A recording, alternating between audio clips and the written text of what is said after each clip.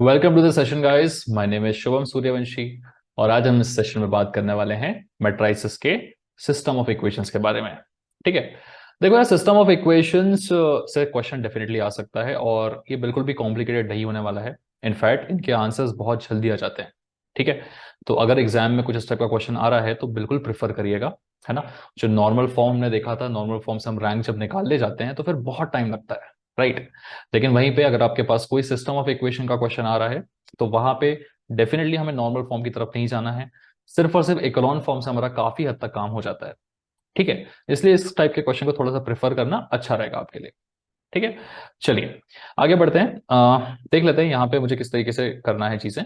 System of equations के बारे में अगर हम बात करें तो उस पे कुछ वर्ड्स आपके सामने लिखे हुए हैं, ये काफी फ्रिक्वेंटली आपको दिख रहे होंगे, है ना। कंसिस्टेंट क्या होता है, इनकंसिस्टेंट क्या होता है, फिर unique solution, infinite solution, trivial, non trivial, इन सबका मीनिंग क्या होता है, एक सिंपल एग्जांपल को लेकर समझते हैं। ठीक है, मान लो आपके सामने एक सिंपल सी इक्वेशन है, x plus Y is equal to 10। ठीक है, एक शॉर्ट डिस्क्लेमर जो मैं हर वीडियो में देता हूँ, अगर आप ऑलरेडी इन सब चीजों के बारे में जानते हो और आपके बेसिक सॉर्टेड है, आप फटाफट 1.5x में चला के रिवीजन कर सकते हैं और आगे बढ़ सकते हैं यूनिवर्सिटी क्वेश्चन की तरफ।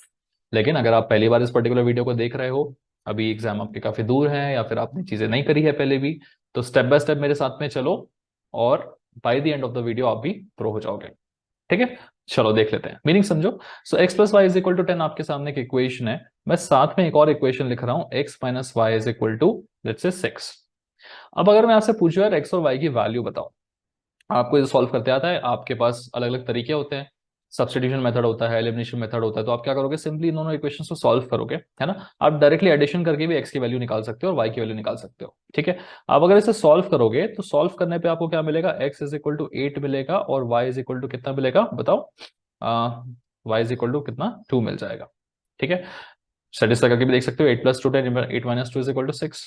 ठीक है, लेकिन अगर मैं आपके सामने इक्वेशन थोड़ा अलग तरीके से रखता, ओके, एग्जाम्पल के लिए अगर मैं आपके सामने एक इक्वेशन रखता x plus Y is equal to 10 और दूसरी इक्वेशन आपके सामने रखता 2x plus 2y is equal to 20। ठीक है, और मैं पूछता आपसे कि बताओ इन दोनों सॉल्यूशन को, इन दोनों इक्वेशंस को सॉल्व करने पे आपके पास क्या क्या वैल्यूज मिलेंगी और x और y की। ठीक है, तो आप अगर इन दोनों का सॉल्यूशन निकालने जाएंगे ना तो आपको बहुत सारे सॉल्यूशन मिल सकते हैं। एग्जाम्पल के लिए, अगर आपकी x की वैल्यू 1 है तो उस केस में आपकी y की वैल्यू कितनी आएगी, 9। ठीक है, x is equal to 1, y is equal to 9, दोनों में सेटिस्फाई होती है, दोनों का सॉल्यूशन रह सकता है ये। ठीक है, देख लो 1 प्लस 9 इज इक्वल टू 10 या फिर 2 प्लस 18 इज इक्वल टू 20। आपका अगर x इज इक्वल टू 2 है तो y इज इक्वल टू कितना आएगा, सिंपल है, 8 आने वाला है। x इज इक्वल टू 3 है तो फिर y इज इक्वल टू कितना आएगा, 7 आएगा। Actually x is equal to 3.1 डालोगे तो भी आप y निकाल सकते हो, कितना आएगा, 6.9 आएगा। इनफैक्ट इस हद तक भी ये ट्रू है। तो ऐसे 3.1, 3.2, 3.3, 3.11, 3.12, 3.13 सारी चीजें पॉसिबल है। मतलब आप बोल सकते हो कि मेरे पास infinite values of X and Y possible है। वेरस यहाँ पर अगर मैं इन दोनों के अलावा कोई और वैल्यू लूंगा ना तो कभी भी नहीं होगा आंसर। एग्जाम्पल के लिए, आपको अगर 1 प्लस ये x प्लस वाई 10 हो रहा था ना, तो आपका अगर x 1 है और y 9 है तो 1 प्लस 9 तो 10 हो जाएगा, लेकिन ये 1 और 9 इसको सेटिस्फाई नहीं करेगा। मतलब इन दोनों को सेटिस्फाई करने वाली वैल्यूज जो है वो यूनिक है। ठीक है, तो इसे हम क्या बुलाते हैं, यूनिक सॉल्यूशन। वेरएस अगर आपके पास बहुत सारे सॉल्यूशंस आ रहे हैं इन दोनों इक्वेशंस को सेटिस्फाई करने वाले, हम उसे क्या बुलाएंगे, सिंपली इनफाइनाइटली मेनी सॉल्यूशंस। ठीक है, मैं बस मीनिंग समझने की कोशिश कर रहा हूं आप लोगों को। ठीक है, तो आप इसे सिंपली बोल सकते हो, this is my unique solution. ठीक है, and these are my infinite solutions. ठीक है, तो अब इसमें नो सॉल्यूशन की कैटेगरी कहां पर आती है, दो सॉल्यूशन की कैटेगरी आती है अगर आपके सामने इक्वेशन ऐसा हो। देखिए, इक्वेशन है x plus Y is equal to 10 और दूसरा इक्वेशन है आपका x plus Y is equal to 20। अगर ऐसी इक्वेशन हो तो क्या आपको लगता है कि दो वैल्यूज जिनका सम 10 हो रहा है उनका ही सम कभी 20 हो सकता है क्या, नहीं हो सकता, ऐसा कभी पॉसिबल ही नहीं है। 1 प्लस 9 10 होता है तो 1 प्लस 9 20 भी नहीं हो सकता। तो इस टाइप का केस जब आता है तो आपको कोई भी ऐसी x और y की वैल्यू नहीं मिल सकती जो इन दोनों इक्वेशंस को सेटिस्फाई कर रही हो। यहाँ देखो, एक ही वैल्यू थी जो सेटिस्फाई कर रही थी, यहाँ पे इनफाइनाइट वैल्यूज कर रही थी, यहाँ पे एक भी वैल्यू नहीं है जो सेटिस्फाई कर रही है। ठीक है, तो इस कैटेगरी को हम क्या बुलाते हैं, नो सॉल्यूशन। ठीक है, अब इसी चीज को हम देख लेते हैं अलग अलग वर्ड्स में कैसे बोला जाता है। नो सॉल्यूशन को बेसिकली बुलाया जाता है इनकंसिस्टेंट। ठीक है, तो जब भी ये वर्ड इनकंसिस्टेंट की बात कर रहा है, इसका मतलब क्या है कि देयर आर नो सॉल्यूशंस। ठीक है, लिख भी देते हैं चलिए यहाँ पे, है ना, कोई भी एक्स और वाई की वैल्यू आपको नहीं मिलेगी इस पर्टिकुलर केस में। ठीक है, इसका मतलब क्या है, अगर मुझे सॉल्यूशन मिल रहा है तो उस कैटेगरी को हम क्या बुलाएंगे, कंसिस्टेंट बुलाएंगे सिंपली। ठीक है ना। जैसे आप अगर यहां पर देखें कि अगर आपको सॉल्यूशन मिल जा रहा है तो उस कैटेगरी को हम क्या बुलाते हैं, कंसिस्टेंट। ओके।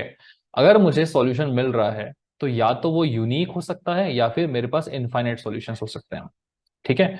दोनों ही केस में हम इसे कंसिस्टेंट बुलाएंगे। आप सिंपली मैपिंग कंसिस्टेंट की इस तरीके से कर सकते हैं कि अगर मेरे पास सॉल्यूशंस हैं, यूनिक भी चल सकता है और एक से ज्यादा भी चल सकते हैं, दोनों केसेस को हम कंसिस्टेंट बुलाते हैं। यूनिक सॉल्यूशन का और एक नाम होता है ट्रिवियल सॉल्यूशन, और इनफाइनाइट सॉल्यूशंस का और एक नाम होता है नॉन ट्रिवियल। ठीक है। तो कभी वो ट्रिवियल बोल रहा है बेसिकली तो वो किसकी बात कर रहा है, यूनिक सॉल्यूशन की बात कर रहा है। नॉन ट्रिवियल बोल रहा है मतलब इनफाइनाइट सॉल्यूशन की बात कर रहा है। ठीक है। तो अगर आपको इन सब का बेसिक मीनिंग क्लियर है तो चलिए आ जाइए, बढ़ते हैं हमारे एक्चुअल मैट्रिसेस की तरफ, क्योंकि उसमें भी हमें यही करना है। कंसिस्टेंट है नहीं है, यूनिक सॉल्यूशन है नहीं है, ये सारी चीजें निकालनी है। ठीक है। लेकिन यही सारी चीजों का कमेंट हम कैसे करेंगे, ऐसे बार बार इक्वेशन को सॉल्व करके नहीं करेंगे, हम मैट्रिसेस का यूज करेंगे वो कमेंट करने के लिए। ठीक है। एग्जाम्पल के लिए आपने देखा होगा कि इस तरीके से आपको कई बार तीन इक्वेशंस दे दी जाती है। ठीक है। और बोलता है कि ये सिस्टम ऑफ लीनियर इक्वेशंस है आपके पास, और आप कमेंट करिए कि इनका ट्रिवियल होगा या नॉन ट्रिवियल होगा, या कंसिस्टेंट है नॉन कंसिस्टेंट है, ऐसा कुछ पूछ सकता है आपसे। तो सबसे पहले तो यार ये एग्जिस्टेंस में आ कहां से रहा है वो देख लेते हैं। तो आपके दो अलग अलग मैट्रिसेस है, let's say this is my matrix A and this is my matrix x. जब मैं ए को एक्स से मल्टीप्लाई कर रहा हूं तो उसके बदले में मुझे क्या मिल रहा है, बी मिल रहा है। मान लो अगर मेरे पास ये कंडीशन है तो क्या करना है, मुझे सिंपली मल्टीप्लाई ही तो करना है। अगर मैं ए को एक्स से मल्टीप्लाई करूंगा तो मुझे क्या मिलेगा, पहले मेरा R1 जो है वो पूरा पूरा C1 से मल्टीप्लाई होगा। ठीक है। फिर मेरा R2 पूरा पूरा C2 से मल्टीप्लाई होगा। जब R1 मेरा C1 से मल्टीप्लाई होगा तो क्या मिलेगा मुझे, 1 × X plus 2 × Y plus 3 × Z। ऐसे ही होता है मल्टीप्लीकेशन, वही चीज यहां लिखी हुई है। ठीक है। वैसे ही 2 × X plus 3 × Y plus 4 × Z, है ना। 2 × X plus 3 × Y plus 4 × Z is equal to क्या होगा, बीच वाली रो का मल्टीप्लीकेशन हो रहा है तो बीच वाली रो आंसर में आएगी, इज इक्वल टू 8। लास्ट वाली रो का मल्टीप्लीकेशन हो रहा है तो लास्ट वाली रो इक्वल टू में आएगी, इज इक्वल टू 9। तो ये जो बनता है वो टेक्निकली इसी से बनता है। ठीक है। इसका मतलब क्या है कि कल को अगर आपके सामने ये चीज डायरेक्टली दे दी जाए तो आप क्या बोल सकते हो, इस चीज को देख के आप ये वाला फॉर्मेट बना सकते हो। बहुत सिंपल काम है। क्या करना है मुझे, सिंपली यहाँ पे क्या है मेरे पास, कोएफिशिएंट्स क्या है इसके, 1 2 3, तो मैट्रिक्स की ऊपर वाली रो जाएगी 1 2 3। फिर 2 3 4 तो 2 3 4, 3 4 5 तो 3 4 5। फिर एक्स वाई जेड सिंपली लिखना है तो A x is equal to B का फॉर्मेट है, ए मेरा ये हो गया, एक्स ये हो गया, बी क्या होंगे मेरे, इज इक्वल टू के राइट हैंड साइड वाले।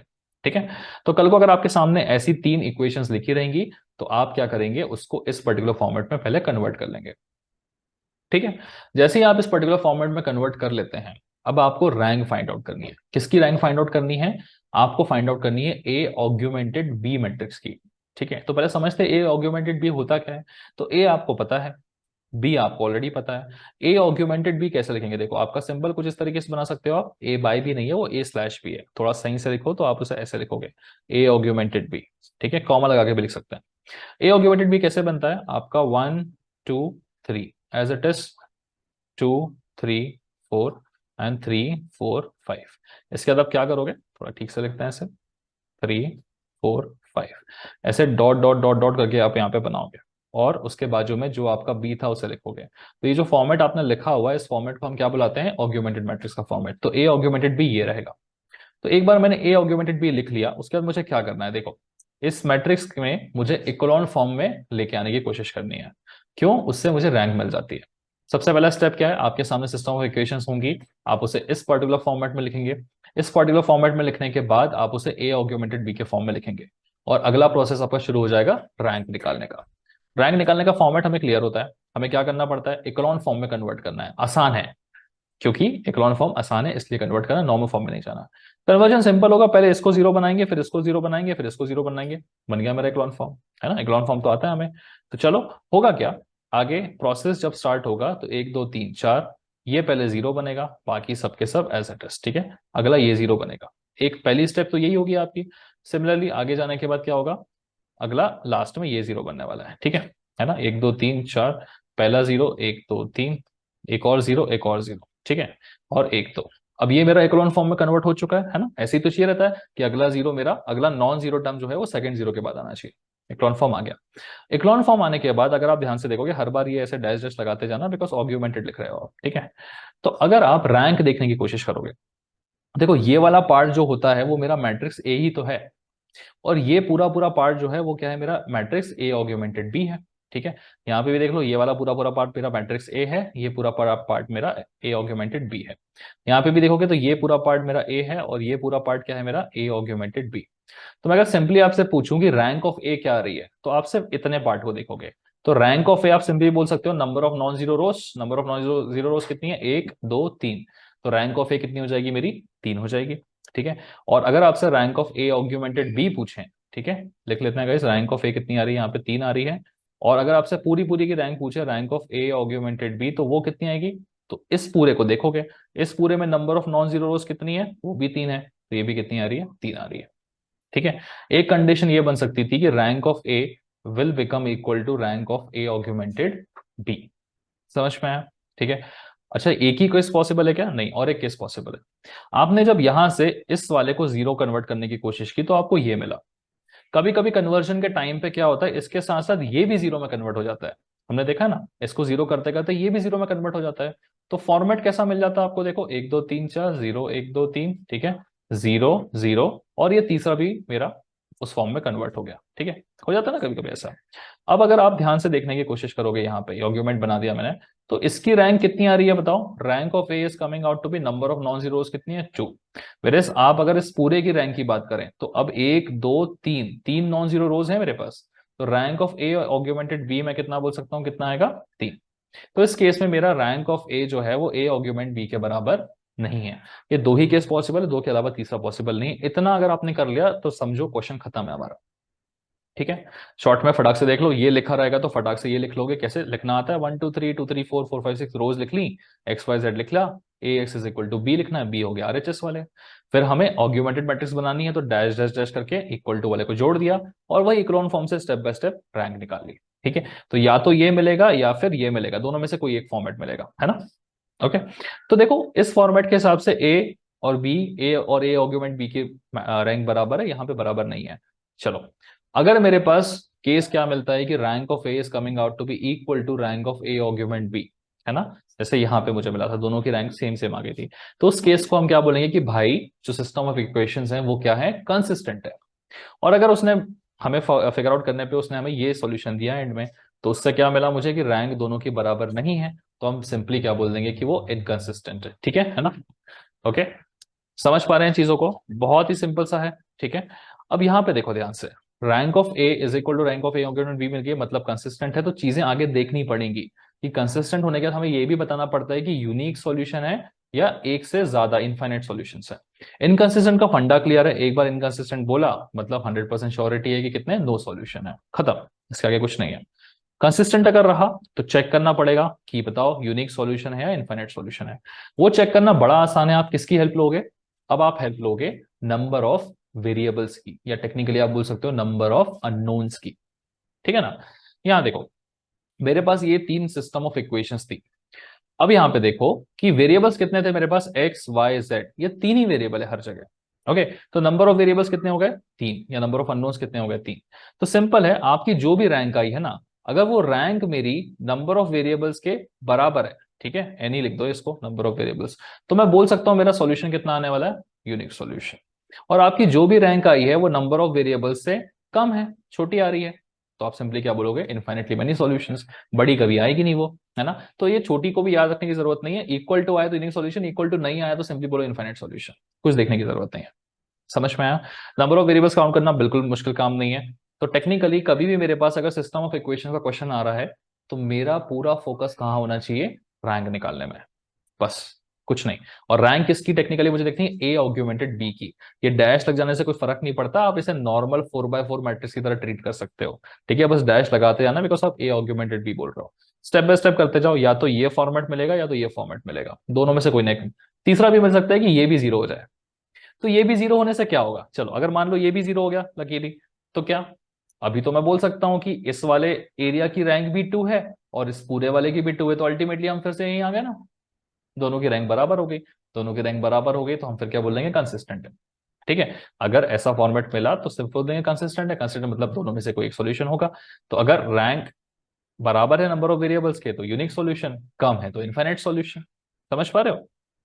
चलो, इतना समझ गए हो तो अगला स्टेप ध्यान से देखो, आपको और अच्छे से समझ में आएगा।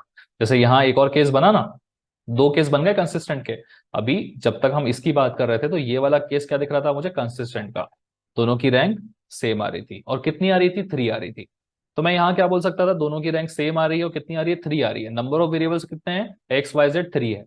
तो अगर मुझे ये वाला केस मिलता तो इसके हिसाब से मुझे क्या मिल रहा था, यूनिक सॉल्यूशन, क्योंकि रैंक भी 3 है, नंबर ऑफ वेरिएबल्स भी 3 है। ठीक है।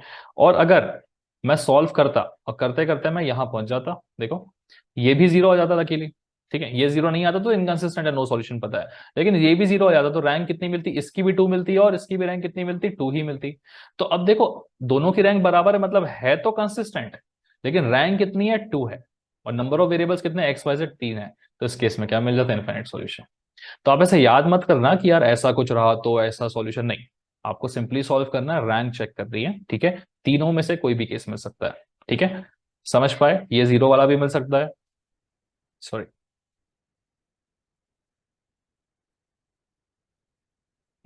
ये जीरो वाला भी मिल सकता है, इसके जीरो ना होने वाला भी मिल सकता है, क्रॉस भी मिल सकता है। ठीक है, कंडीशंस आपको स्टेप बाय स्टेप करनी है, दो चार क्वेश्चन करोगे दिमाग में फॉर्मेट बैठ जाएगा। ठीक है, चलो आगे बढ़ते हैं, आगे की चीज देखते हैं इंपॉर्टेंट। चलिए इस क्वेश्चन को देख लेते हैं एक बार। यहाँ जैसे सिस्टम ऑफ इक्वेशंस मुझे गिवन है, और मुझे पहले देखना है कंसिस्टेंट है या नहीं, है ना। तो अगर कंसिस्टेंट रहेगा तो ही उसका सॉल्यूशन एग्जिस्ट करेगा और हम फिगर आउट करेंगे, है ना। चलो यहाँ देखो, 1 1 1 ये आपके पास कोएफिशिएंट्स गिवन है। तो जैसे हमने देखा था कि इस पर्टिकुलर फॉर्मेट को पहले मुझे कैसे लिखना पड़ेगा, A x is equal to B के फॉर्मेट में लिखना पड़ेगा, करेक्ट। तो ए बेसिकली क्या होता है, इन सब के कोएफिशिएंट्स होते हैं। जैसे यहाँ पे 1 1 1 है, तो सबसे पहले स्टार्टिंग में मैट्रिसेस का, मैट्रिक्स का आपका सबसे पहला रो क्या हो जाएगा, 1 1 और 1। ठीक है, सेकेंड रो कितना हो जाएगा आपका, 1 -1 फिर 2। थर्ड रो में आपके पास है 3 1 1, और फोर्थ रो में है 2 -2 3। ठीक है, x is nothing but your X Y and Z, because यहाँ पे हर बार वेरिएबल मेरे पास एक्स वाई एंड जेड है, तो सिंपली मैं एक्स वाई एंड जेड लिखूंगा। a into X is equal to कितना, b is nothing but my 6 5 8 7 these numbers. ठीक है, तो टेक्निकली ये इससे मल्टीप्लाई होकर ये बन रहा था, है ना, इज इक्वल टू ये दे रहा था, ये बन रहा था। चलो सॉल्व करते हैं। तो A x is equal to B लिखा। अब अगला पर्पस क्या है हमारा, अगला पर्पस है ए ऑग्यूमेंटेड बी मैट्रिक्स को बनाना। ठीक है, तो चलिए यहां बनाते हैं। Let's say this is my A augmented B matrix. तो कैसे बनाएंगे, सिंपल तरीका है, आपकी जो ए है पहले उसे एज इट इज लिख लेंगे। ठीक है, 1 1 1 1 -1 2, ठीक है, 3 1 1। कंसिस्टेंट है या नहीं उसके लिए मुझे क्या करना पड़ता है, सिंपल लॉजिक है, ए ऑग्यूमेंटेड बी लिखना पड़ता है, और ये लिखने के बाद में इसका मुझे रैंक निकालना पड़ता है। ठीक है, तो सारी चीजें, डिपेंडेंसी सारी की सारी जो है वो रैंक पे करती है। रैंक निकालने के लिए हम क्या करेंगे, इस मैट्रिक्स को एक्लॉन फॉर्म में कन्वर्ट करेंगे। सिंपल तरीका है, क्या करना है मुझे, इन तीनों को जीरो बनाना है। इन तीनों को जीरो कैसे बना सकते हैं, R2 को तो सिंपली मैं लिख सकता हूं कि R2 -R1 कर दो। ठीक है, R3 को लिख सकते हैं हम R3 -3R1 कर दो, और इसको लिख सकते हैं हम R4 -2R1 कर दो। ठीक है, जैसे हम ये करेंगे चीजें आसान हो जाएगी। हमें ऐसे मान के चलना है ये पूरा पूरा ही एक मैट्रिक्स है। ठीक है, ऑग्यूमेंटेड लिख जरूर रहे हैं बार बार, बट उसे ध्यान में रख के चलना है कि उसका कुछ खास इफेक्ट पड़ता नहीं है। तो R1 जो है उसे एज इट इज लिख दो। R2 -R1, तो 1 - 1 हो जाएगा कितना, 0, -1 कितना होगा, -2, 2 - 1 हो जाएगा 1, एंड 5 - 6 कितना होगा, -1। सिंपल प्रोसेस है। R3 -3R1, 3 - 3 हो जाएगा 0, 1 -3 -2, 1 -3 अगेन -2। ठीक है, 8 - 18 कितना होगा, -10। ओके, अब यहाँ पे देखते हैं R4 -2R1, सो ये हो जाएगा 0, -2 कितना होगा, -4, 3 - 2 कितना हो जाएगा, 1, 7 - 12 कितना होगा, -5। बस ध्यान ये रखना है कि यहाँ पे हमें वो ऑग्यूमेंटेड वाले को डाल के रख देना। ठीक है, वैसे स्ट्रेट लाइन ही आनी चाहिए, थोड़ा ध्यान रखिएगा। ठीक है, अगला स्टेप क्या है, इन दोनों को जीरो बनाओ। इन दोनों को जीरो कैसे बना सकते हैं, देखो ये तो जीरो बनेगा R3 -R2 करने से, तो एक ऑपरेशन तो मुझे R3 -R2 करना ही है, उससे ये जीरो बन जाएगा। अगला क्या प्रोसेस रखना चाहिए, इसको भी जीरो बनाना है मुझे। ठीक है, तो पहले इसको जीरो बनाने के लिए क्या कर सकते हैं, इसी स्टेप में कर दें क्या, चाहे तो कर सकते हैं हम, इसको जीरो बना सकते हैं हम इसका हेल्प लेके, है ना। तो R4 -2R2 भी हम कर सकते हैं, तो कर ही देते हैं चलो, R4 -2R2। ओके, तो इससे क्या होगा, ये वाला भी जीरो बन जाएगा और ये वाला, दोनों एक ही स्टेप में जीरो बन जाएंगे। ठीक है। तो R1 में तो खास कुछ चेंज है नहीं, तो 1 1 1 और 6 को एज इट इज लिख देंगे। R2 में भी कोई चेंज नहीं है, R2 remains as it is, 0 -2 1 -1। R3 minus R2 है, तो ये हो जाएगा 0 -2 -2 0 -2 -1 कितना होगा, -3। -10 -1 इज -10 + 1 विच इज -9। ठीक है। R4 -2 R2, ये तो 0 रहेगा। -4 -2 इंटू -2 इज +4 विच इज 0। 1 -2 कितना होगा, -1। ठीक है। -5 माइनस -2, -5 + 2 कितना हो जाएगा, -3 हो जाएगा। ठीक है। तो यहां तक हम आ चुके हैं। अगला पर्पस क्या है हमारा, सिंपल पर्पस है, मुझे इस वाले को 0 बनाना है। ठीक है। इस वाले को 0 बनाना है, किसकी हेल्प लेनी चाहिए, मुझे इसकी हेल्प लेनी चाहिए। ठीक है। तो इसको 0 बनाने का सिंपल तरीका क्या है, मुझे R4 में क्या करना पड़ेगा, सो R4 -R3/3 कर सकता हूं मैं, ये चीज कर सकते हैं। क्योंकि R3/3 करेंगे तो ये क्या होगा, देखो R4 -R3/3, तो -1 -R3/3 मतलब -3/3, तो कितना होगा ये, +1 which is gonna become equal to 0। ठीक है। तो आर्ग्यूमेंट को तो पहले लगा के रखो अपना, है ना। क्या करना है मुझे, R4 -R3/3 करना है, उससे मेरा ये चीज 0 बन जाएगी। तो यही प्रोसेस को परफॉर्म करते हैं। ठीक है। नेक्स्ट पेज में लिख लेते हैं इसे थोड़ा सा। अगला ऑपरेशन क्या है, R4 -R3/3। My next operation is R4 -R3/3। तो एक काम करते हैं, पहले जो मैट्रिक्स था R1 R2 R3 उसे एज इट इज लिख लेते हैं। ठीक है। तो 1 1 के साथ में 6 है, लिखो स्टेप बाय स्टेप। 1 1 फिर 6। R2 में क्या है, 0 -2 1 -1, 0 -2 1 -1। ठीक है ना। थर्ड R3 में कोई बदलाव नहीं है, 0 0 -3 और 9 है, 0 0 -3 और 9। R4 में बदलाव है, R4 इज R4 -R3/3, तो ये तो 0 0 होना है। तो R4 क्या था मेरे पास, -1, तो -1 -3/3, तो ये कितना होने वाला है, 0, है ना। -1 -3/3 हमने करके देखा था, कितना आएगा, 0 आने वाला है। ठीक है। -1 + 1 इज सिंपली 0। अब मुझे क्या करना है, अगेन -3 -3 -9/3 कितना आ रहा है ये, -3 + 3, मतलब ये भी 0 बन जा रहा है। तो ये भी 0 बन गया, तो देखो मुझे चीजें इस तरीके से मिल जाएंगी। ठीक है। अभी देखो आगे क्या करना है। सो अब देखो यहां पर क्या हो रहा है, मुझे इस तरीके से चीजें मिली हैं और आर्ग्यूमेंट को हम ऐसे लिख सकते हैं। तो रैंक मेरी क्या आ रही है, तो मुझे दोनों रैंक चेक करनी है। अभी फिलहाल इसकी जरूरत नहीं है क्योंकि हमारा इकोनॉन फॉर्म में कन्वर्जन हो चुका है। ठीक है। तो अगर मैं इस एरिया को देखूं, ये मेरा क्या था, ए था, जैसे हमने पढ़ा था, और ये पूरा एरिया क्या है, ए ऑर्ग्यूमेंट बी। तो अगर मैं इस एरिया को देखूं, ए को, तो रैंक ऑफ ए सिंपली कितनी आने वाली है मेरी, देखो रैंक ऑफ ए कितना होगा, 1 2 3 4, 4 रोज है, लेकिन नॉन जीरोस कितनी है, सिर्फ 3 ही है। नंबर ऑफ नॉन जीरो रोज हम काउंट करते हैं, तो रैंक ऑफ ए हो जाएगा कितना, 3। और इस पूरे की बात करो तो ये ए ऑर्ग्यूमेंट बी है, तो rank of A augment B अगर हम निकालने की कोशिश करें तो वो कितना आएगा, 1 2 3, 3 ही नॉन जीरो रोज है। ठीक है। तो ये भी कितना आ रहा है, 3 आ रहा है। तो देख सकते हैं हमारा rank of A is coming out to be equal to rank of A augment B. इसका मतलब क्या है, हमने पढ़ रखा है ये चीज कि अगर ऐसा कुछ होता है तो हम सिंपली बोल सकते हैं कि हमारा कंसिस्टेंट है सॉल्यूशन। ठीक है।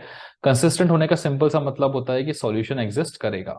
अब सॉल्यूशन एग्जिस्ट करेगा तो यूनिक सॉल्यूशन होगा या इनफाइनाइट सॉल्यूशन होगा, इस बारे में हम जानते हैं। ठीक है। क्या करना पड़ेगा मुझे, अभी रैंक को चेक करना पड़ेगा, किसके साथ में चेक करना पड़ेगा, नंबर ऑफ वेरिएबल्स के साथ में। ठीक है। अगर मेरी रैंक जो है वो नंबर ऑफ वेरिएबल्स के बराबर हो गई तो यूनिक, और रैंक अगर उनसे कम निकली तो फिर इनफाइनाइट, है ना। चलो देखो नंबर ऑफ वेरिएबल्स कितने थे मेरे पास, एक्स वाई और जेड, 3 वेरिएबल्स हैं। देखो रैंक भी मेरी कितनी आई है, 3, और नंबर ऑफ वेरिएबल्स भी 3 है, मतलब कंसिस्टेंट में यूनिक सॉल्यूशन है। यूनिक सॉल्यूशन एग्जिस्ट करेगा। अब मुझे उस यूनिक सॉल्यूशन की सिंपली क्या निकालनी है, वैल्यू निकालनी है। ठीक है। तो एज इट इज यहां तक तो आप कर लेना, कुछ प्रोसेस नहीं था ये, स्टेप बाय स्टेप, थोड़ा सा मैं स्लोली ही जा रहा हूँ। ठीक है। फर्स्ट क्वेश्चन है इसलिए, जैसा मैंने पहले भी कहा था डिस्क्लेमर में, अगर आप थोड़े से प्रो हैं, स्पीड अप करके आगे बढ़ सकते हैं। 1.5x में वीडियो को चला लीजिए, ज्यादा बेटर रहेगा आपके लिए। ठीक है। चलो, तो यहां तक इतनी चीजें आ चुकी हैं, हमने देख लिया कि यूनिक सॉल्यूशन रहेगा। अब सॉल्यूशन कैसे फिगर आउट करेंगे, क्योंकि क्वेश्चन बोल रहा है ना कि find the values of X Y and Z.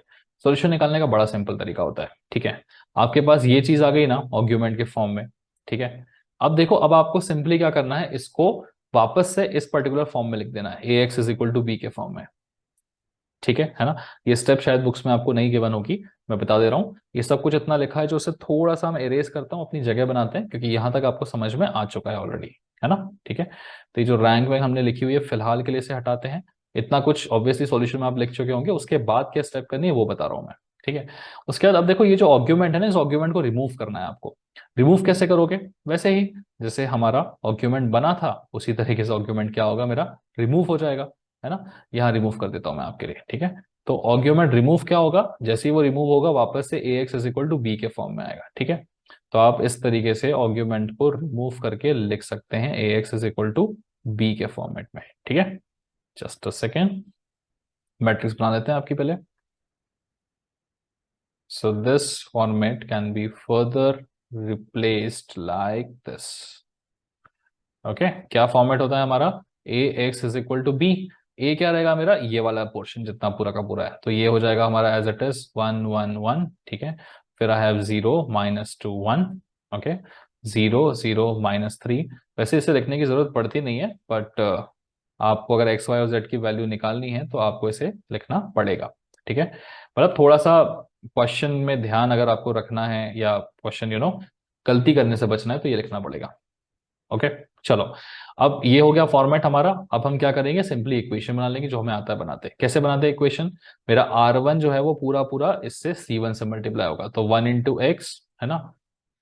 करो इस पूरे को इससे मल्टीप्लाई करो, तो 1 इंटू एक्स होगा एक्स, प्लस 1 इंटू वाई कितना होगा वाई, प्लस 1 इंटू जेड, है ना, इज इक्वल टू क्या होगा, R1 C1 का मल्टीप्लीकेशन 6 के बराबर होगा। सेकेंड को देखो, 0 into X is 0, plus -2 into Y, है ना, तो ये हो जाएगा -2y। ठीक है, plus 1 into Z is plus Z is equal to कितना, -1। थर्ड इक्वेशन को देखते हैं, 0x प्लस 0y हो जाएगा अगेन कितना, 0 plus 0 -3z, -3z is equal to कितना, 9 के बराबर। ठीक है, और चौथा तो क्या है, 0x plus 0y plus 0z is equal to 0 simply. ठीक है ना, A x is equal to B के फॉर्म में हमने लिख लिया ऐसे। मेरे पास तीन इक्वेशंस बन चुकी है, मुझे सिंपली वैल्यूज निकालनी है, तो मैं लास्ट इक्वेशन से शुरुआत करूंगा, यहाँ से निकल रहा है मुझे। देयरफॉर आई कैन सिंपली से कि z की वैल्यू कितनी हो जाएगी आपकी, 9/-3 विच इज -3। जैसे ही z की वैल्यू निकली है, मैं इस वैल्यू को उठा के सेकंड इक्वेशन में पुटअप कर दूंगा, तो z अगर पुटअप होगा तो y की वैल्यू निकल जाएगी, है ना। कैसे निकल जाएगी देखो, यहाँ कलर चेंज करके लिख देते हैं आपके लिए। z इज इक्वल टू -3 यहाँ पुट करेंगे तो आपकी इक्वेशन बनेगी -2y प्लस z की जगह पे -3 आ गया इज इक्वल टू -1। देयरफॉर आप इसे सॉल्व करेंगे तो -2y is equal to 3 - 1 which is 2। Therefore आपकी y की वैल्यू कितनी हो जाएगी, -1 आ गया, है ना। अब y इज इक्वल टू -1 और z इज इक्वल टू -3 यहाँ पुटअप कर दो, है ना। चलो कर देते हैं, तो x प्लस वाई कितना है, -1, प्लस z कितना है, -3 इज इक्वल टू कितना, 6। Therefore the value of x is equal to 6 7 8 9 plus 1 10। तो आपके पास तीनों वैल्यूज आ चुकी हैं, x is equal to 10, y is equal to -1, z is equal to -3। Okay, आप चाहो तो किसी भी इस सेट ऑफ वैल्यूज को एक बार यहाँ पे पुटअप करके वेरीफाई भी कर सकते हो, है ना। तो अगर आप यहाँ पुटअप करोगे तो क्या आएगा, x plus Y plus Z कितना आता है, 10 -1 -3 विच इज 6। सेटिस्फाई कर रहा है, किसी भी इक्वेशन में चेक करके देख लेना, सेटिस्फाई कर गया मतलब आपका सॉल्यूशन सही है। ठीक है, सिंपल स्टेप था, कोई दिक्कत की बात नहीं है, step by step process perform करना था। यहाँ तक चीजें इजी थी। आर्ग्यूमेंट को ओपन कैसे करना ध्यान रखिएगा, ए पूरा का पूरा ये कहलाएगा, एक्स वाई जेड ऐसा, और ये आर्ग्यूमेंट बी है तो बी यहाँ कहलाएगा। ठीक है, चलिए, क्वेश्चन इस टाइप का आएगा तो प्रेफर करो सॉल्व करने के लिए, बिकॉज नॉर्मल फॉर्म में कन्वर्ट करने के लिए बहुत लेंदी प्रोसेस जाता है और बहुत गलतियां भी होती है, हमने देखी है। तो बेटर रहेगा कि आप इस टाइप के क्वेश्चन को प्रेफर करें, जल्दी सॉल्व हो जाएंगे, इन्हें प्रैक्टिस करिएगा। ठीक है, आगे बढ़ते हैं और यूनिवर्सिटी लेवल के क्वेश्चंस देख लेते हैं।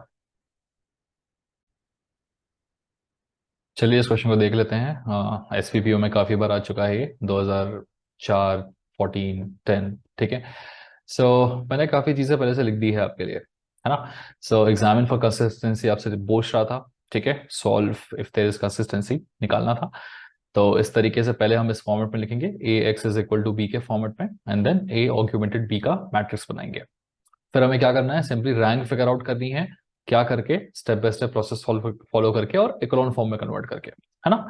तो क्या करना चाहिए, सबसे पहले तो देखो यार, इनको एक्सचेंज कर लेते हैं। इससे फायदा क्या होता है यार, अगर 1 ऊपर रहे ना, किसी भी चीज को 0 बनाना आसान होता है कि नहीं। तो R1 और R2 को हम आपस में एक्सचेंज कर लेते हैं। ठीक है, तो क्या हो जाएगा, 1 2 1 2, ये पहले पहुंच जाएगा ऊपर, 1 2 1 2, एंड 2 -1 -1 2 यहाँ पर। ठीक है, रो 3 क्या है मेरे पास, 4 -7 -5 और 2। ओके, अब देखो चीजें आसान हो जाएगी, मुझे सिंपली क्या करना है, R2 -2R1 यहाँ पर, और यहाँ पे R3 -4R1। तो फटाफट दोनों जीरो बच जाएंगे। तो R1 में तो कुछ नहीं करना है, तो they will remain as it is, it will remain as it is 1 2 1 2 से यहाँ पे 2 -2 कितना होगा, 0। -1 -4 कितना हो जाएगा, -5।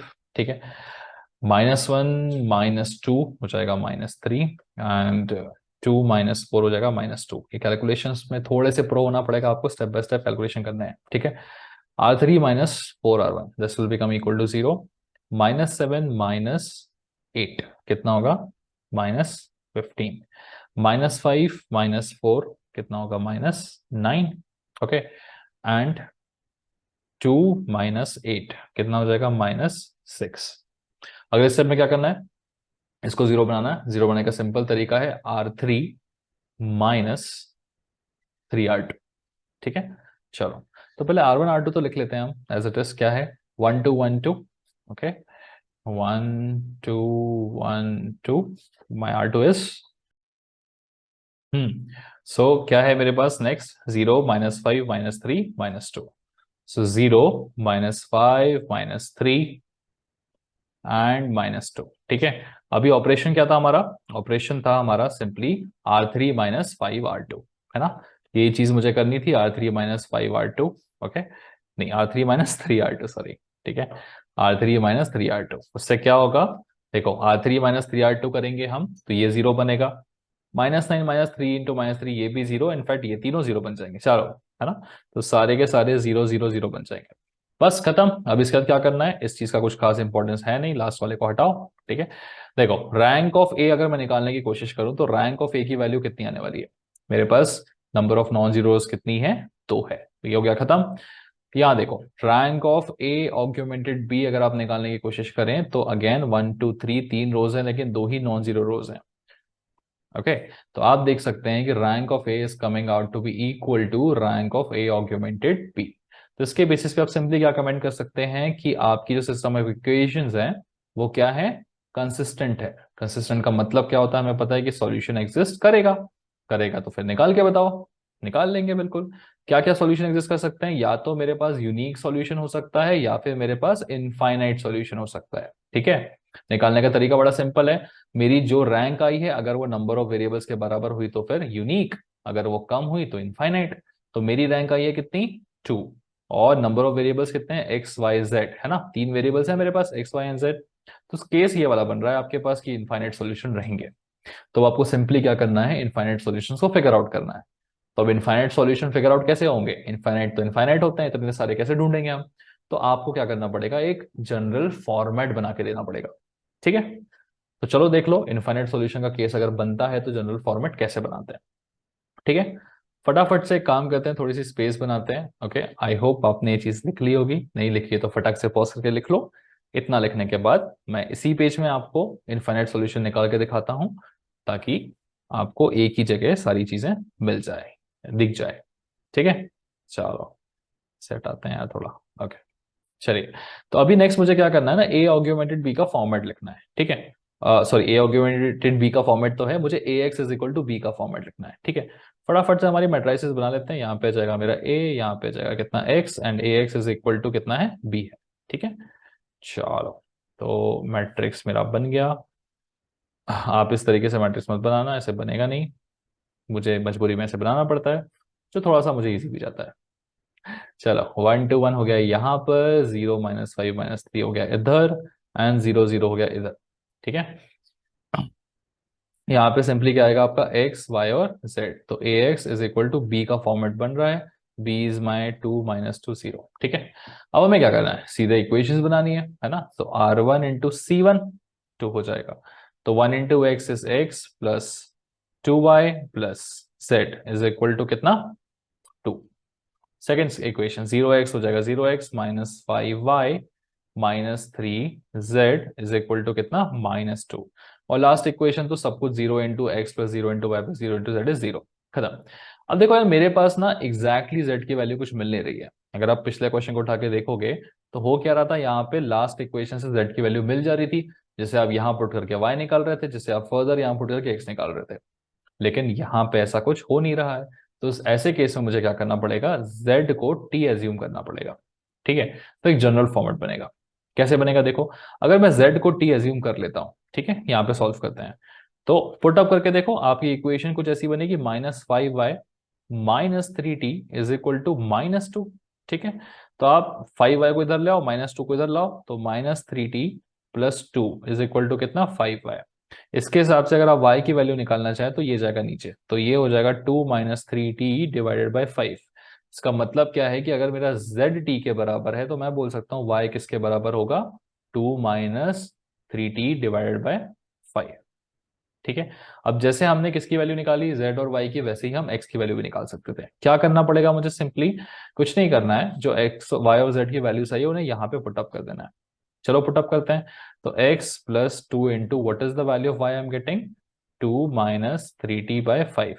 तो फ्रैक्शन जरूर आ रहा है, पर टेंशन लेने की कोई जरूरत नहीं है, इसे आप सॉल्व करोगे हो जाएगा आपसे। ठीक है, तो देखो x plus this is what, 4 - 6t divided by 5 plus t is equal to 2। तो मैं x को इधर रहने देता हूँ, बाकी सब लेफ्ट में लेके जाता हूँ, तो 2 - t माइनस 4 - 6t, है ना, डिवाइडेड बाय 5।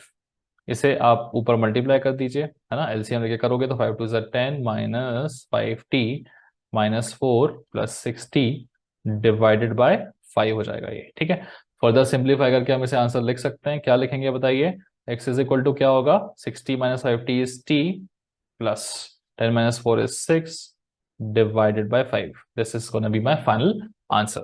ओके, तो आप देख सकते हैं आपकी x और y और z की कोई यूनिक वैल्यू नहीं आई है, वो t के टर्म्स में आई है। तो जब भी आपका इस टाइप का केस बनेगा, कैसा, जिसमें आपको इनफाइनाइट सॉल्यूशंस मिलेंगे, तो उस केस में ऐसा ही करना है, आपको एक वेरिएबल को t एज्यूम करना है, दूसरा वेरिएबल निकल जाएगा इन टर्म्स ऑफ t, फिर तीसरा वेरिएबल निकल जाएगा इन टर्म्स ऑफ t। समझ में आया, यहाँ जैसा केस नहीं बन रहा है, यहाँ आसान था, z मिल गया था, यहाँ नहीं मिला है तो हमें टी मान के इस तरीके से करना पड़ेगा। ठीक है, चलिए इसे लिख लीजिए एंड देन आगे बढ़िएगा। चलिए इस क्वेश्चन को देख लेते हैं। सो एग्जामिन फॉर कंसिस्टेंसी आपसे बोल रहा है, इक्वेशन ऑलरेडी गिवन है, तो just to save some time मैंने आपके लिए यहाँ पे ax is equal to B का जो फॉर्मेट है ना हमारा, जो हमें लिखना होता है ax is equal to B, वो फॉर्मेट यहाँ पे लिख लिया है ऑलरेडी। ठीक है, आप देख सकते हैं ax is equal to B के बाद हम a ऑग्यूमेंटेड b का मैट्रिक्स बनाते हैं। हमने लास्ट 2 क्वेश्चंस में ये चीज सीखी थी, आप इस तरीके से अपना फॉर्मेट बना लेंगे। अब हमें सिंपली क्या करना है, रैंक निकालनी है इसकी। ठीक है, and will be using the echelon form, क्योंकि वो इजी रहता है, हमें पता है। ठीक है, चलिए तो सबसे पहले क्या करना चाहिए, बेस्ट ये रहता है कि अगर मेरा पास 1 अगर सबसे ऊपर हो जाए तो चीजें थोड़ी आसान हो जाती हैं। आप चाहें तो ऐसे जो नॉर्मल है वैसे भी प्रोसीड कर सकते थे, बट बेस्ट ये रहेगा अगर आप 1 को सबसे ऊपर रखें। तो हम एक काम करते हैं, R1 और R3 इनको एक्सचेंज कर लेते हैं। ठीक है, तो सबसे ऊपर मेरा R3 पहुंच जाएगा, विच इज नाउ 1 4 -6 और यहाँ पे 1। बाकी R2 will remain as it is, so 3 1 -1 के साथ में 2, एंड R3 के आगे क्या आ जाएगा, मेरा R1 आ जाएगा, सो 2 -3 5 एंड 1। ठीक है, चलो सॉल्व करते हैं। एक्रोन फॉर्म हमें पता है, पहले इसको 0 बनाना है, फिर इसको 0 बनाना है, एंड देन इसको 0 बनाना है। ठीक है, तो इसे 0 बनाने के लिए मैं सिंपली क्या कर सकता हूँ, R2 - 3R1, करेक्ट, और इससे 0 बनाने के लिए मैं कर सकता हूँ R3 - 2R1। ठीक है, तो स्टेप बाय स्टेप करते हैं। R1 में कोई चेंज है नहीं, जैसे कि मैं हमेशा कहता हूं कि अगर आप चीजें सीख चुके हो तो थोड़ा सा 1.5x में चला के देख लो, और खाली अपना आंसर चेक करके देखो कि मैच हो रहा है या नहीं। ठीक है, बाकी जिसको प्रो अभी होना बाकी है तो स्टेप बाय स्टेप चलो। चलिए, सो R2 - 3R1 क्या हो जाएगा, ये तो हो जाएगा यहाँ पे 0। ठीक है, फिर 1 - 3 4 12, 1 - 12 इज -11, -1 -1 -3 टाइम्स ऑफ -6 कितना होगा, 18 - 1 विच विल बी 17। ठीक है, तो हटाते हैं, 17 लिखते हैं यहाँ पे सिंपली। ठीक है, 2 - 3 विच विल बी -1। अब ना R3 - 2R1 ये बनेगा मेरा 0, -3 -12, नहीं -3 -8, है ना, R3 -2 टाइम्स ऑफ R1, सो -3 -8 कितना बनेगा मेरा, -11। ठीक है, लगता है सेम सेम आने वाला ये। 5 minus, okay, 5 minus 6 into 2 which is 12 plus 5 again 17। तो 1 -2 विच इज गोना बी -1। ठीक है, so simply R3 - 2R1 perform किया था हमने। अभी हमें क्या करना चाहिए, ये आपका R3 -R2 कर देना चाहिए, तो ये बन जाएगा पूरा पूरा 0, है ना। इक्लोन फॉर्म में कन्वर्ट हो जाएगा, 1 4 -6 1, R1 remains as it is, R2 also remains as it is. ठीक है, R3 में कितना बचेगा, 0 0 0 0। ओके, तो हम देख सकते हैं कि यहाँ पे रैंक कितनी आ रही है मेरी, R1, सॉरी R1 लिख रहा हूँ, रैंक कितनी आ रही है मेरी, number of non zero rose which is 2। और अगर मैं A ऑग्यूमेंटेड B की बात करूं तो इसकी रैंक भी कितनी आ रही है, 2 आ रही है। तो सिंपली आप बोल सकते हो rank of A is equal to 2 and rank of A augmented B is also coming out to be equal to 2। दोनों की रैंक सेम है, मतलब क्या है, कंसिस्टेंसी है। ठीक है, चलिए इसे नेक्स्ट पेज में लिखते हैं, थोड़ा एक्स्ट्रा मैंने बना रखा था, काम नहीं आया, कोई नहीं। तो आप जानते हैं कि अब मेरी कंसिस्टेंसी आ चुकी है, क्योंकि rank of A is coming out to be equal to rank of A augmented B. तो जब भी कंसिस्टेंसी होती है, हमें पता है कि दो रास्ते होते हैं हमारे पास, एक या तो मुझे यूनिक सॉल्यूशन मिलेगा या फिर मुझे इनफाइनाइट सॉल्यूशंस मिलेंगे। और ये डिपेंडेंसी किस पे आती है, रैंक पे आती है। तो अगर मेरी रैंक जो है, ठीक है, R if this my R is coming out to be equal to the number of variables, तो यूनिक है। अगर मेरी रैंक नंबर ऑफ वेरिएबल्स से नंबर ऑफ अननोन से कम है तो फिर इनफाइनाइट है। तो देखो मेरी रैंक आ रही है कितनी, 2, और नंबर ऑफ वेरिएबल्स कितने हैं मेरे पास, 3, है ना। नंबर ऑफ अननोन्स अगर मैं बोलूं एक्स वाई जेड 3 है, इसका मतलब मेरे पास क्या है, इनफाइनाइट सॉल्यूशंस है। ठीक है, तो जब भी मेरा केस इनफाइनाइट सॉल्यूशन का बनता है तो उस केस में सॉल्यूशन करना उतना भी डिफिकल्ट नहीं होता, बन जाता है। ठीक है, तो चलो स्टेप बाय स्टेप देख लेते हैं क्या करेंगे। अब जैसे हमारे पास लास्ट में ये बच रहा है ना, इसको हम ओपन करेंगे वापस से मैट्रिक्स के फॉर्म में, है ना। तो अब हम, ये मेरा ए ऑग्यूमेंटेड बी है ना, तो इसको ओपन कर लेते हैं जैसे हम करते आ रहे थे एज इट इज। पहले मैं नेक्स्ट पेज में लिख लेता हूँ इसे, ठीक है, थोड़ा सा हमारे लिए चीजें आसान रहेंगी। ठीक है, तो इसको हमें ओपन करना है, जस्ट अ सेकेंड। चलिए, तो ये रैंक समझ में आ गया। मैं थोड़ा सा इरेज कर रहा हूँ जगह बनाने के लिए, ताकि एक ही पेज में आपका सॉल्यूशन आ जाए पूरी तरह से। ओके,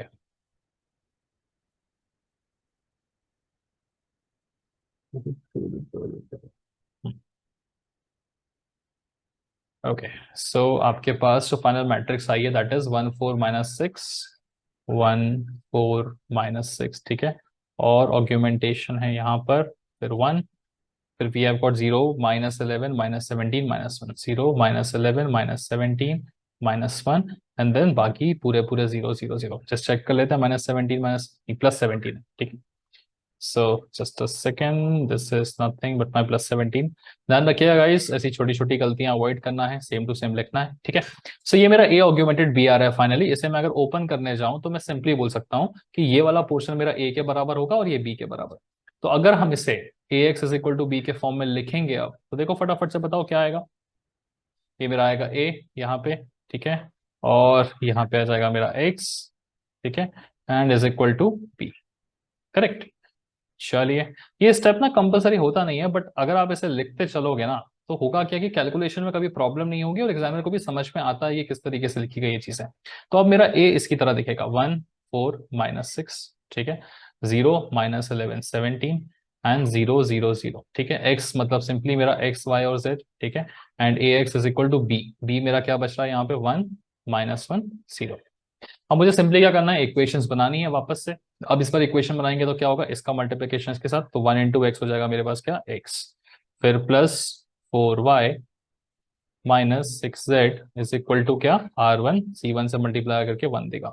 इसको मल्टीप्लाई करोगे तो 0 -11y +17z is equal to -1। ठीक है, थर्ड से तो कुछ नहीं मिलने वाला, 0 इंटू समथिंग समथिंग है। तो अब मुझे क्या करना चाहिए, सिंपली जो मेरा z है उसको t मान लेना चाहिए। ठीक है, तो उससे क्या होगा, x और y निकाल पाएंगे हम। लेट हमने मान लिया z is equal to t. अब z is equal to t को अगर मैं इस इक्वेशन में रखूंगा तो देखो फायदा क्या होगा। चलिए यहाँ पे सेपरेटली सॉल्व कर देते हैं आपके लिए इसको, है ना। तो z is equal to t रखेंगे, आप लिख सकते हैं -11y +17t is equal to -1। Therefore आपका 17t +1 is equal to 11y, है ना। अब ये 11 को आप नीचे लेके आ जाओगे तो क्या हो जाएगा, ये सीधे नीचे डिनोमिनेटर में जाएगा। तो 17t +1/11 इज इक्वल टू कितना हो गया, y। तो देयरफॉर आप सिंपली यहाँ बोल सकते हैं कि आपके y की वैल्यू आ जाएगी 17t +1। Sorry for my hand writing guys, थोड़ा सा आज लिखने में दिक्कत हो रही है। +1/11। अब मुझे क्या निकालना है, एक्स निकालना है। एक्स के लिए क्या करना पड़ेगा, मुझे जेड और वाई की वैल्यू यहाँ पे पुटअप करनी पड़ेगी। ठीक है, तो प्लीज थोड़ा सा मुझे जगह बनाने दो, ये वाला आप देखो लिखते जाया करो आप चीजें, ठीक है ना। यहाँ पे थोड़ी सी जगह बनाते हैं, हम y निकाल चुके हैं, अब हम x की वैल्यू निकालेंगे। तो x plus 4 times of what is the value of y, it is 17t plus 1 divided by 11, ठीक है। Minus 6, what is the value of z, it is t is equal to 1। x निकालना है simply यहाँ पे, ठीक है। तो x is equal to कितना, 1 प्लस 60, सारा कुछ इधर लेके जाएंगे minus, so 4 into 17t plus 1 divided by 11, ठीक है। नेक्स्ट स्टेप में देखो सॉल्यूशन आ जाएगा, x इज इक्वल टू कितना, सॉरी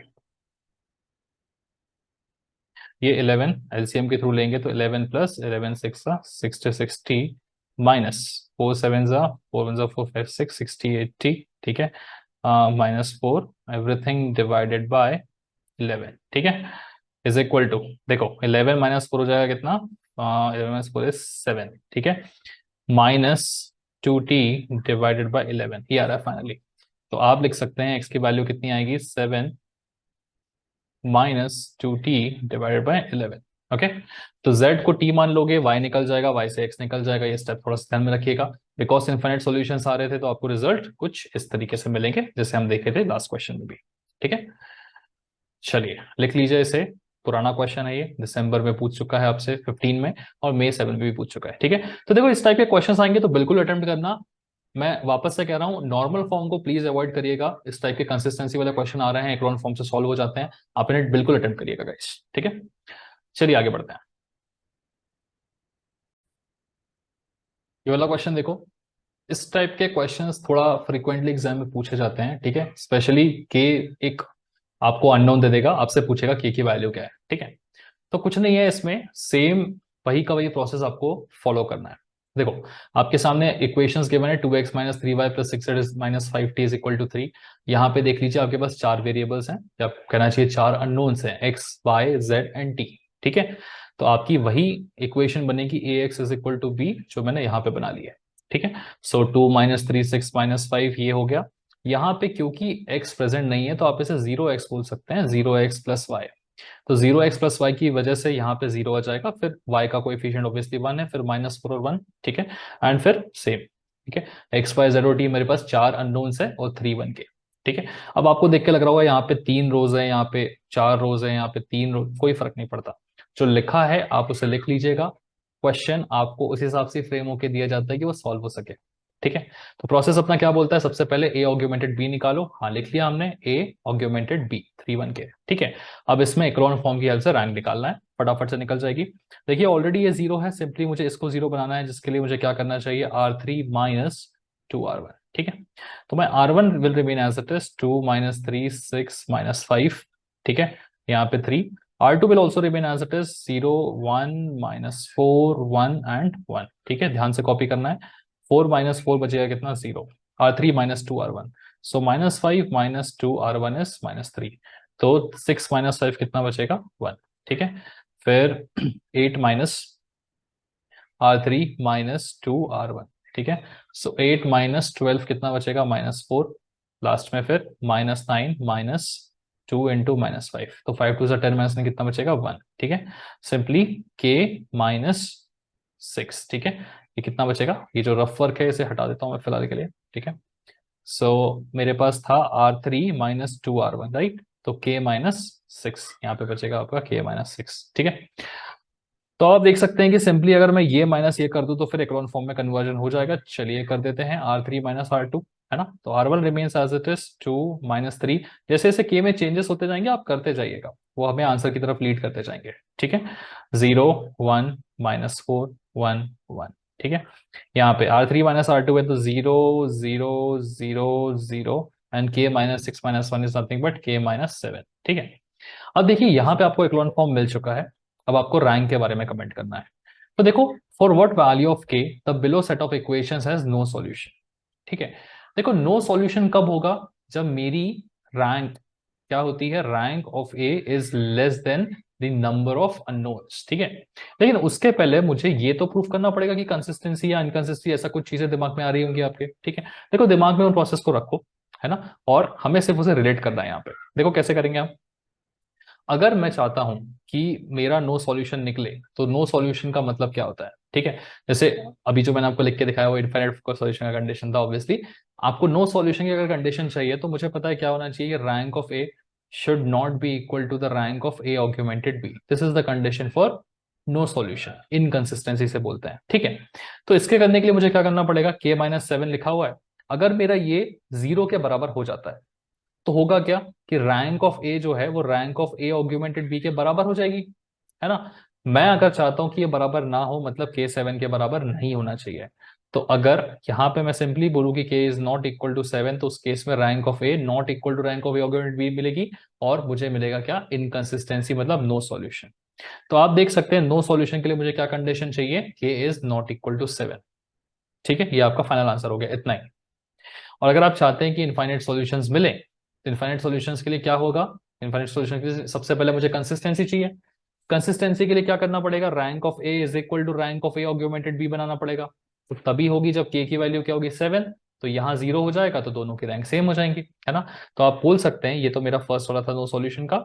सेकंड वाला क्या है आपका, इनफाइनाइट सॉल्यूशन का। इसमें सिंपली आपको बोलना है कि के की वैल्यू अगर 7 के बराबर हो जाए तो उस केस में क्या होगा, आपका कंसिस्टेंसी आ जाएगी। और आप देख सकते हैं कि रैंक की वैल्यू कितनी आएगी, rank of A will be equal to rank of A augmented B, and that will come out to be equal to कितना, 2, क्योंकि दो ही नॉन जीरो रोज मिलेंगी आपके पास। ठीक है, और रैंक भी कैसी है, less than the number of unknowns. Number of unknowns कितने हैं, 4, तो रैंक मेरी नंबर ऑफ अननोन से छोटी है, तो सिंपली आप बोल सकते हैं कि यहाँ पे इनफिनिट सॉल्यूशंस ऑब्वियसली रहेंगे। ठीक है, तो हालांकि ज्यादा डिफिकल्ट क्वेश्चन था नहीं इसमें, एक बार आपको कंसिस्टेंसी बतानी थी, एक बार इनकंसिस्टेंसी, मतलब एक बार ए और ए ऑग्यूमेंटेड पी की रैंक सेम बतानी थी, एक बार डिफरेंट, बस उतने में सॉल्व हो गया क्वेश्चन। तो फाइनल आंसर भी इसका ये रहेगा, फर्स्ट वाले के लिए के की वैल्यू नॉट इक्वल टू 7 होना चाहिए, सेकंड वाले के लिए के की वैल्यू 7 के बराबर होनी चाहिए। जब मैं बोल रहा हूँ नॉट इक्वल टू 7 मतलब कुछ भी चलेगा apart from 7, 1 2 3 4, it can have other different values. ठीक है, चलो इस टाइप का एक आधा क्वेश्चन और देख लेते हैं जो यूनिवर्सिटी में आया हूँ। चलिए इस क्वेश्चन को देख लेते हैं। इसमें भी आपके सामने के एक अननोन है, ठीक है ना, आपको उसकी वैल्यू फिगर आउट करनी है। एसपीपीयू का क्वेश्चन है, मई 2009-13 में आ चुका है। देखिए क्या करना है, मुझे simply A x is equal to B बनाना है। तो फटाफट से वैल्यू लिख लेते हैं, 1 2 1, मैट्रिक्स का फॉर्म रखना है मुझे यहाँ पे, 1 1 1 3 1 एंड 3। ठीक है, एक्स की जगह पे क्या आएगा मेरा, एक्स वाई और जेड, ये तीन अननोन है मेरे पास। A x is equal to B, b is gonna be 3k and k square. ठीक है, अब इसका a ऑग्यूमेंटेड b हम मैट्रिक्स बना लेते हैं, दिस इज गोना बी 1 2 1। ठीक है, ऑग्यूमेंटेशन थोड़ा सा बाद में देखेंगे हम। ठीक है, 3 1 एंड 3। ठीक है, चलिए यहाँ पे ऑग्यूमेंट करके लिख लेते हैं, 3k एंड k स्क्वायर, ये आ गया a ऑग्यूमेंटेड b। अब मुझे सिंपली यहाँ पे ऑपरेशंस परफॉर्म करने हैं, इसको इसको 0 बनाना है और इसको भी। तो ऑपरेशन पहला वाला हो जाएगा मेरा R2 माइनस R1 और R3 माइनस 3R1, ये ऑपरेशन हो जाएंगे। फटाफट से कर देते हैं चलिए। सो 1 to 1, छोटा सा क्वेश्चन है और बहुत ही सिंपल क्वेश्चन है ये।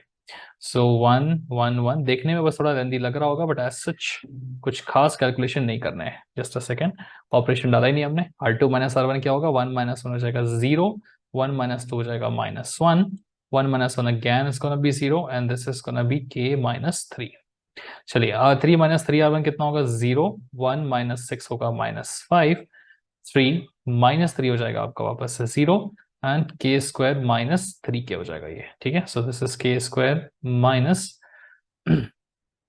3k, 3 नहीं, k स्क्वायर माइनस 9k होगा ना, एक मिनट। हाँ, सो R3 माइनस 3R1, सो 3 माइनस k स्क्वायर माइनस 9।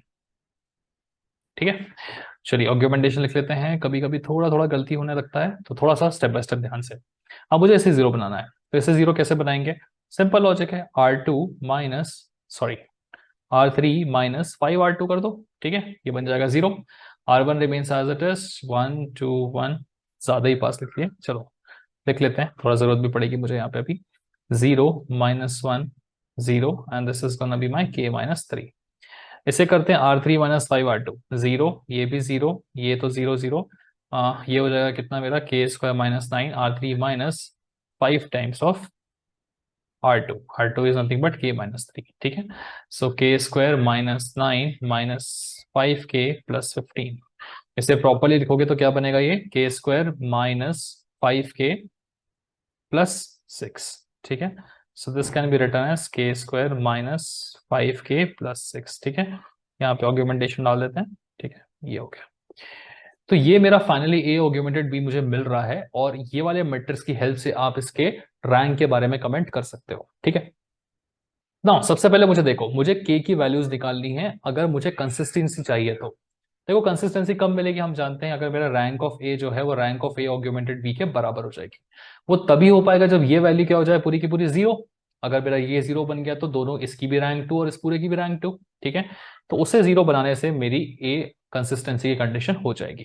तो चलिए इसको जीरो बनाते हैं, k square minus five k plus six is equal to zero रख देते हैं, ठीक है। So k square minus five k plus six is equal to zero. इसको जीरो रखने से के की क्या क्या वैल्यू आएगी वो देखना है हमें पहले, ठीक है।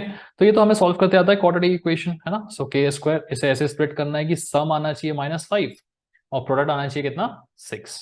तो सम माइनस फाइव कैसे आ सकता है, माइनस टू और माइनस थ्री से, और माइनस टू माइनस थ्री का प्रोडक्ट भी सिक्स होता है। तो ये चीज आपने ट्वेल्थ स्टैंडर्ड में बहुत की होगी, ठीक है। तो ये इस तरीके से स्प्लिट हो जाएगा। यहां से एक के कॉमन लेंगे तो के माइनस टू बचेगा, यहां से माइनस थ्री कॉमन लेंगे तो अगेन के माइनस टू बचेगा, ठीक है। इस पूरे में से के माइनस टू कॉमन लेंगे तो यहाँ पे बचेगा कितना, के, यहाँ बचेगा माइनस थ्री, तो के माइनस थ्री। therefore के की आपके पास दो वैल्यूज आ रही हैं, ठीक है। What are the values, values are K is equal to two and K is equal to three. इसका मतलब क्या है कि आपको कंसिस्टेंसी के लिए के की दो वैल्यूज चाहिए, एक के इज इक्वल टू टू पे भी काम बन जाएगा और दूसरा के इज इक्वल टू थ्री पे भी काम बन जाएगा, ठीक है। सवाल आपसे क्या पूछ रहा है, determine the values of k for which the equations are consistent and solve them for these values of k. मुझे के की वैल्यूज निकालने के बाद उनको सॉल्व भी करना है, इन इक्वेशंस को भी सॉल्व करना है फॉर द वैल्यूज ऑफ के, ठीक है। तो चलिए हम इन इक्वेशंस को सॉल्व भी कर लेते हैं। मेरे पास के की दो वैल्यूज आ चुकी हैं, एक के इज इक्वल टू टू और एक के इज इक्वल टू थ्री। तो मैं एक बार k is equal to two के लिए इस इक्वेशन को सॉल्व करूंगा, ठीक है ना, ये लिख लेते हैं। और दूसरी बार सेकंड पेज में मैं k is equal to three के लिए भी इस इक्वेशन को सॉल्व करूंगा, मैट्रिक्स को, ठीक है ना। तो चलिए पहले k is equal to two के लिए इस मैट्रिक्स को सॉल्व करते हैं, ओके।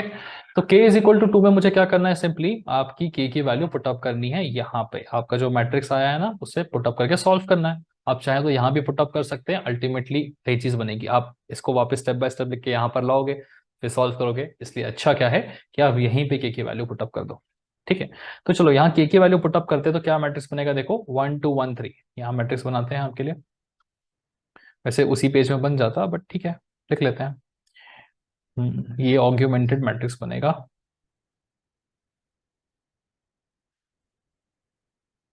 सो ए ऑग्यूमेंटेड बी आपका बनने वाला है 1 2 1 3। यहाँ पे क्या है, 1 2 1 और 3, ठीक है ना। सेकंड क्या बचेगा, 0 minus one zero, 0 minus one zero और के माइनस थ्री। तो क्योंकि के की वैल्यू मैं पुट कर रहा हूं टू, तो टू माइनस थ्री कितना हो जाएगा, माइनस वन, ठीक है। तो आपका ये बन जाएगा minus one, zero zero zero. यहाँ पर आप अगर के की वैल्यू पुट करोगे तो ये तो जीरो ही बनेगा, है ना। के की वैल्यू टू डालोगे तो four minus ten plus six कितना बनेगा, जीरो। और वही इक्वेशन भी थी हमारी, उसी के लिए जीरो बनती है। ये मेरा ए ऑग्यूमेंटेड बी का इक्वेशन बन चुका है, ठीक है। अब हम क्या करेंगे, जैसे स्टेप बाय स्टेप हम करते थे, क्या करते थे, जैसे ए ऑग्यूमेंटेड बी निकल जाता था हमारा, कहाँ गया लास्ट क्वेश्चन, हाँ। तो हम इस ऑग्यूमेंटेशन को वापस A x is equal to B के फॉर्मेट में कन्वर्ट करते थे और एक्स वाई जेड की वैल्यूज निकाल लेते थे, ठीक है। सेम चीज यहाँ पे करेंगे हम, ठीक है। तो देखो क्या है मेरे पास, ऑब्वियसली आप बोल सकते हैं कि यहाँ पे सॉल्यूशंस कितने आएंगे, यूनिक आएगा कि इनफाइनाइट आएगा, डेफिनेटली इनफाइनाइट आएगा, है ना। क्यों, क्योंकि आपने देखा कि रैंक ऑफ ए कितनी आ रही है मेरे पास, देखो rank of A is coming out to be equal to two and the rank of A augmented B is coming out to be equal to two again, ठीक है। तो कंसिस्टेंसी है मुझे पता है, और जो रैंक है, माई rank is less than the number of variables. Number of variables कितने हैं, थ्री है, ठीक है। अब तो हमें याद हो चुका है ना, कि रैंक अगर नंबर ऑफ अननोन्स से कम आती है, नंबर ऑफ वेरिएबल से अननोन से कम आती है, तो आपके इनफाइनाइट सॉल्यूशंस होते हैं, ठीक है। तो यहाँ पे आपके सिंपली इनफाइनाइट सॉल्यूशंस होने वाले हैं। चलिए स्टेप बाय स्टेप करके, सॉरी इसे ठीक करते हैं, थोड़ा सा स्टेप बाय स्टेप सॉल्व करके इनफाइनाइट सॉल्यूशंस क्या हैं वो निकाल लेते हैं, ठीक है। तो यहाँ पे मैं लिखता हूँ आपके लिए A x is equal to B का format, just a second. So A x is equal to B का फॉर्मेट, चलो यहाँ लिख लें क्या, ये ठीक रहेगा। So A into X, again मैं जैसे हमेशा कहते आ रहा हूँ कि अगर आप सॉल्यूशन समझ गए हो तो आप इसे फॉरवर्ड करके निकल जाओ, नहीं समझे हो, स्टेप बाय स्टेप चलना चाहते हो तो फिर वीडियो को कंटिन्यू करो, ठीक है। ताकि आसान है, अब 90% लोगों को चीजें समझ में आ चुकी होंगी, तो बोर मत होना, 1.5x में चला के निकल जाना, ठीक है।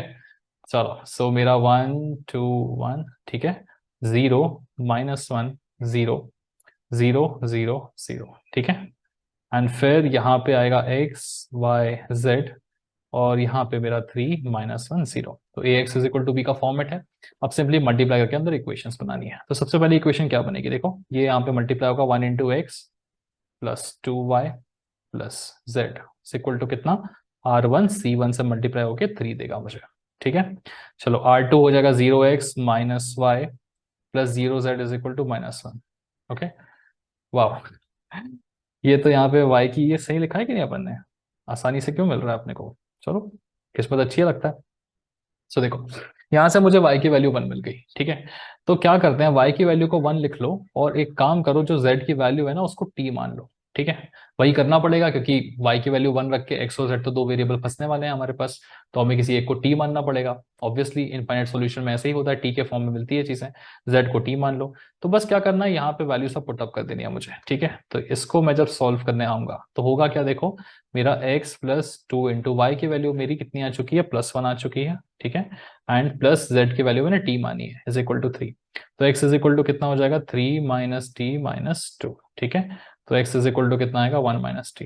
तो आप यहाँ पे फाइनली लिख सकते हैं कि आपकी जो x की वैल्यू है वो 1 माइनस टी आने वाली है, z मेरा t है और y मेरा 1 के बराबर है। So this is one set, या प्रॉपर सेट आप बोल सकते हैं, ठीक है।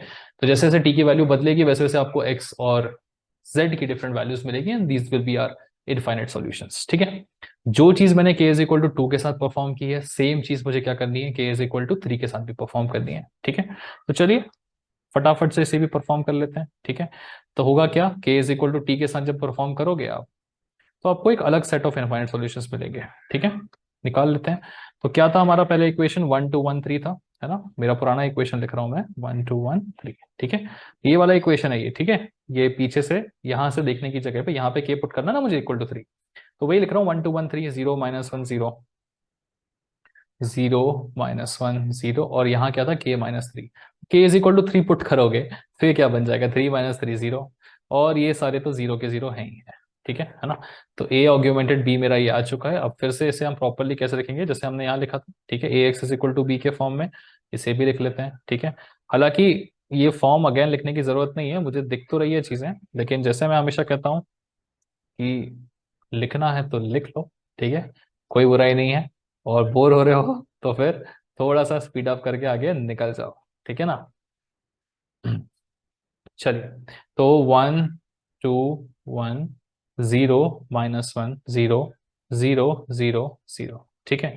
And this is my x Y z, A x is equal to b, b is nothing but 3 0 0, ठीक। सो यहाँ पे आपका R1 C1 से मल्टीप्लाई होगा तो क्या मिलेगा, x plus 2y plus t is equal to 3, है ना। Sorry, x plus 2y plus z is equal to 3, है ना। ये R1 C1 से मल्टीप्लाई हुआ, फिर R2 मेरा C1 से मल्टीप्लाई होगा तो ये simply -y is equal to 0 देगा, खत्म। So y is equal to मेरा कितना आ रहा है, 0 आ रहा है। z को क्या मान लूंगा मैं, t मान लूंगा, ठीक है। तो मुझे x मिल जाएगा आसानी से फिर t के टर्म्स में, है ना। यहाँ पे पुटअप करना है। सो x प्लस 2 इंटू 0 हो जाएगा कितना, 0 2y plus t is equal to 3। तो x इज इक्वल टू कितना आएगा, 3 माइनस टी। तो फाइनली आपको x भी मिल चुका है, x is equal to 3 minus t. So these will be the set of solutions guys, ठीक है। चलो, सिंपल चीज है, सॉर्टेड है। देख लो एक बार फटाक से क्वेश्चन को, क्या करना था आपको, k की वैल्यू बतानी थी कंसिस्टेंसी के लिए। तो k कैसे निकलेगा, देखो मुझे रैंक निकालनी है, rank of a is equal to rank of a augmented b होनी चाहिए कंसिस्टेंसी के लिए। वो होने के लिए यहाँ पे 0 बनना पड़ेगा, तभी a और a ऑग्यूमेंटेड b की रैंक सेम होगी।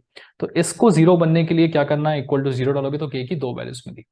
अब उसने बोला कि जो k की वैल्यूज आ रही है ना उनके लिए आप इक्वेशन को सॉल्व भी करिए। तो चलिए, एक बार k is equal to t के लिए मैंने इक्वेशन को सॉल्व किया, ये सेट ऑफ वैल्यूज मिले।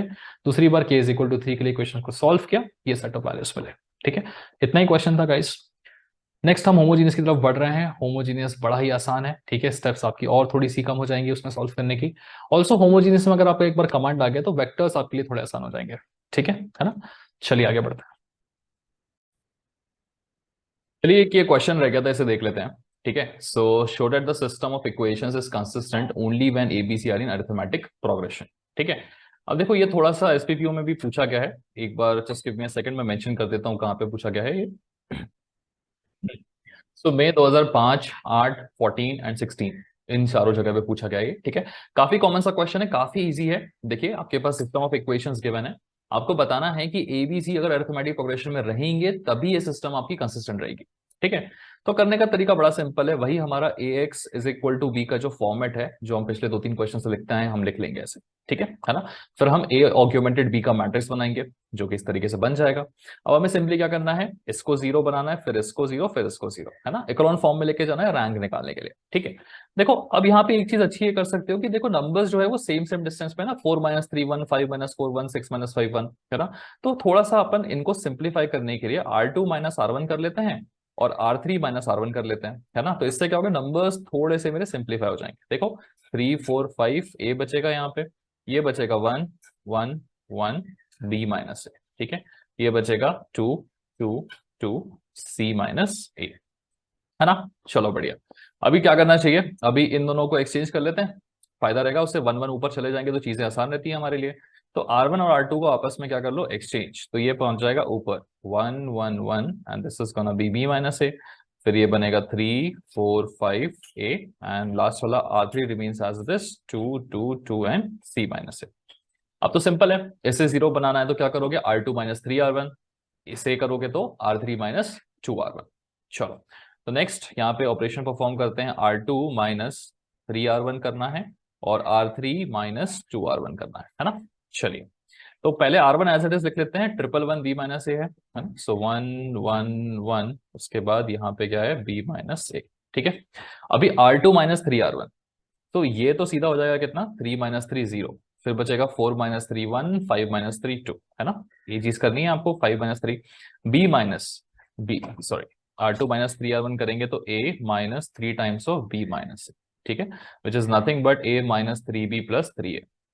तो 4a - 3b बचेगा, तो यहाँ पे आ गया हमारा 4a - 3b। चलिए लास्ट देख लेते हैं, R3 - 2 R1 है। R3 - 2 R1 में क्या बनेगा, ये तीनों तो जीरो बन जाएंगे, तो फटाफट से पहले इन तीनों को जीरो लिख लेते हैं, ठीक है।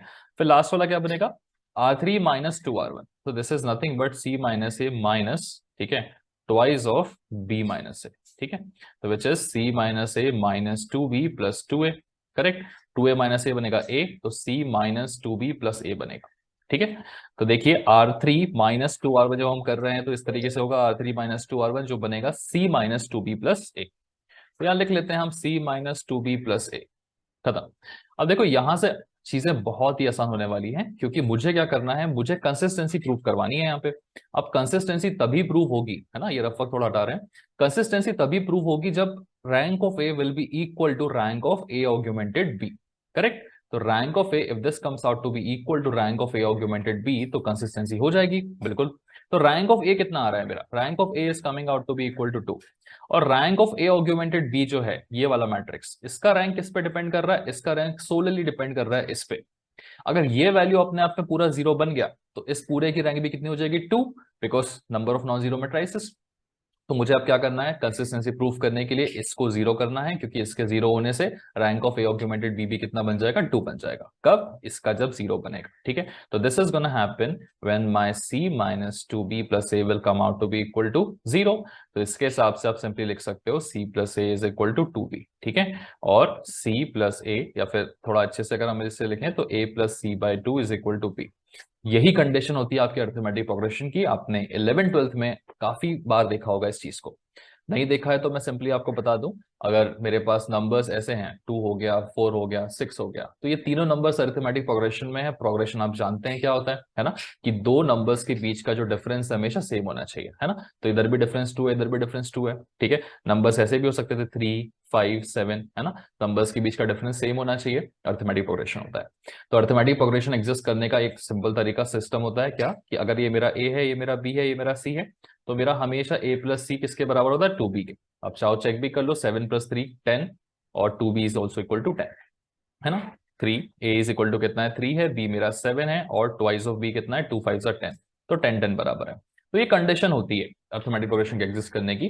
तो आपको ये कंडीशन मिल रही है यहाँ पे, मतलब आपके एबीसी अरिथमेटिक प्रोग्रेशन में है गाइस, ठीक है। तो इस टाइप का कोई भी सवाल आएगा तो आप आसानी से कर सकते हैं, देख के आपको ये सोचना नहीं है कि अरे ये तो क्या ही अलग सा आ गया, कुछ नहीं है।